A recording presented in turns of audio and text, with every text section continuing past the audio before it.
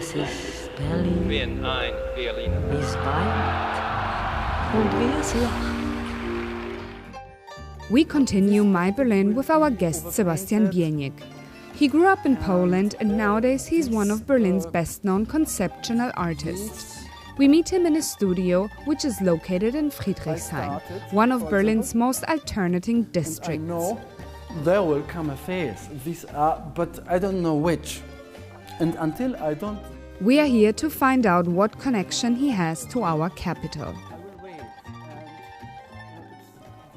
When I was 18, I came for the very first time to Berlin. It was the very first time that I was in Berlin. It was like I came to Zoo with a friend of mine. I lived at the time near to Hanover, and we came to Berlin. And Berlin was all like zoo, and you know, okay, we knew the movie Berlin Zoo with David Bowie, and it was like, oh, zoo, the drugs and the music and David Bowie. And we came out of the train and asked people, where's the gallery, where's the gallery? And I had a few photographs of mine in my hand, and they say there, and the next day there, and the next day there. So after 2 hours, we were in front of a small place, and there was written gallery, and I looked inside, there was nothing, you know, like small pictures on the wall, and nobody inside, but there was an old man in behind, and the secretary in front.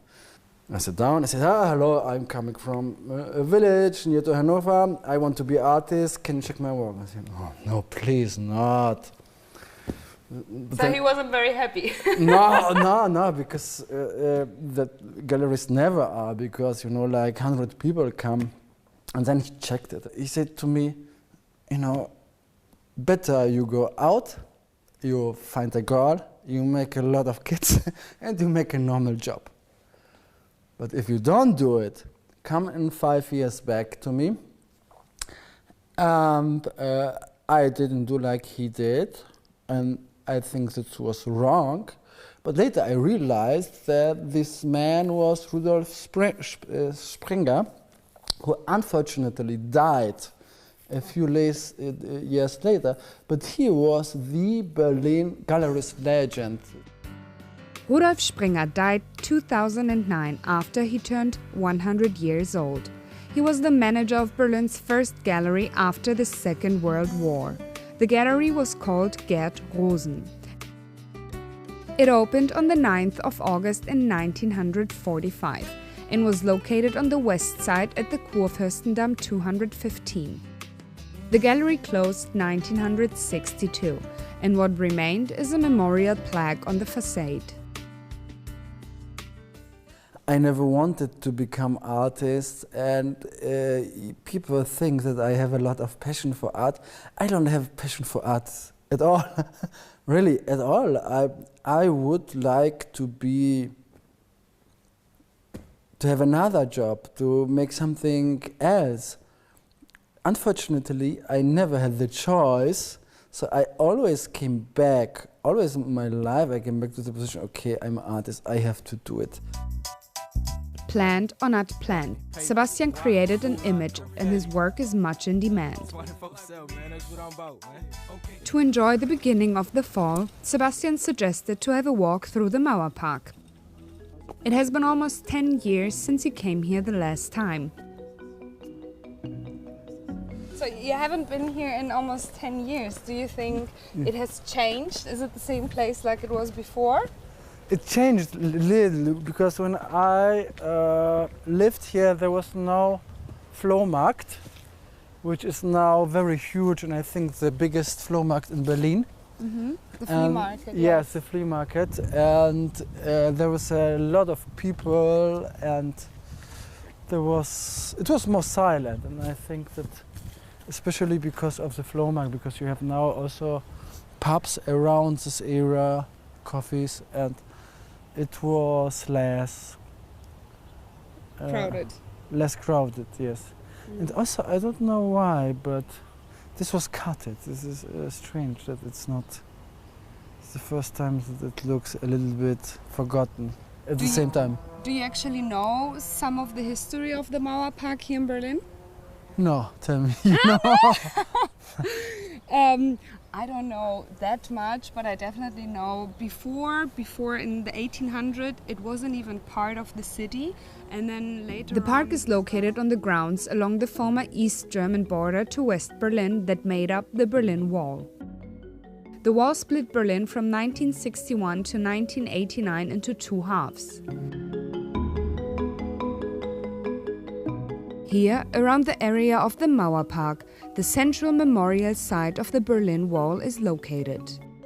The memorial contains the last pieces of the wall, and it extends along 1.4 kilometers of the former border strip. This is why the park is called today Mauerpark. A friendly public park surrounded by a lot of bars and restaurants. What is your connection to Berlin? Is it that Berlin chose you, or is it that you chose the city to stay here? Well, when I started to study art, it was in Braunschweig, which is a city in the middle of Germany now, and it was like a common feeling and common.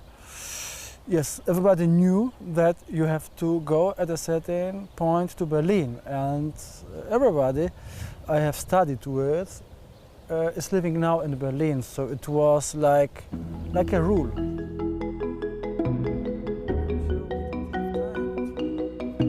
don't have time to answer it, but I mean everything what you can imagine, everything what I can imagine, I made in Berlin more or less. I mean, what I can imagine to do, because what I can imagine to do, I have done. So what are your favorite places here in the city? Where do you like to go? What do you like to do in your spare time? Well, this place I like, where we have been at this time, and I mean it's always different, because you know it's like. It's never general in Berlin. That's very nice. That's why I think that the city is always kind of private, because you always have to make the decision new, and it's always like a call. When you feel you have to go here, when I feel I have to go here, I go here, and when I feel I should go to another nice place, which is, for example, I have a few nice places as a Tempelhofer Flughafen, Tempelhof Airport, then I go there, but it's always different and it's always changes, and that's really what I like so much at Berlin, and why I think that the city is special, because it is never like it was. Always a movement, yes. I mean, when I came to Berlin, I lived in Prenzlauer Berg, Kollwitzstraße, and it was a really nice place, like 20 years before, with a nice energy. Now the energy around Kollwitzplatz completely changed. Then I went to... in a positive or a negative way? Well, it compares. I mean, when you have two kids, a good job, it's a nice place. For artists, I don't think so.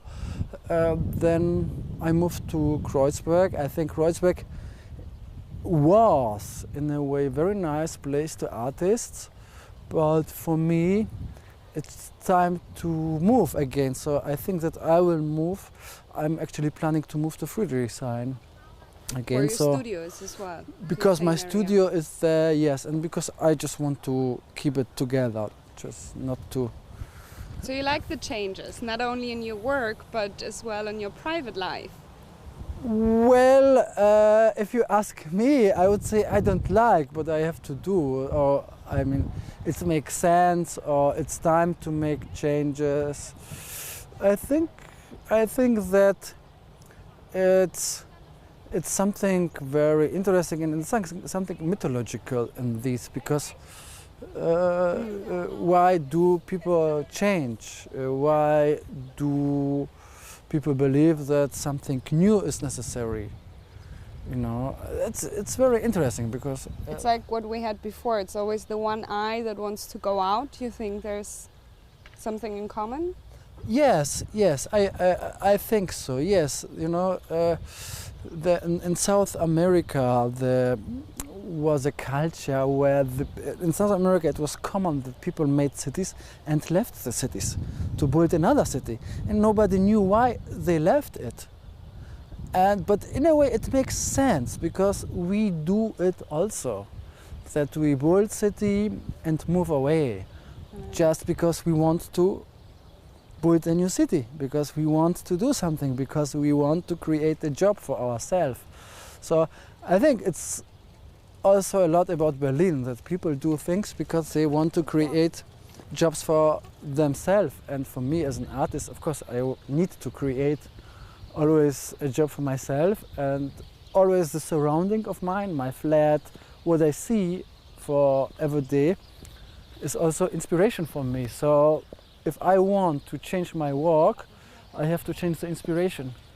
That's a very good point. Talking about changes, unfortunately Sebastian has another appointment that he needs to attend. But before he leaves, he takes us to his favorite viewing platform here at the Mauerpark.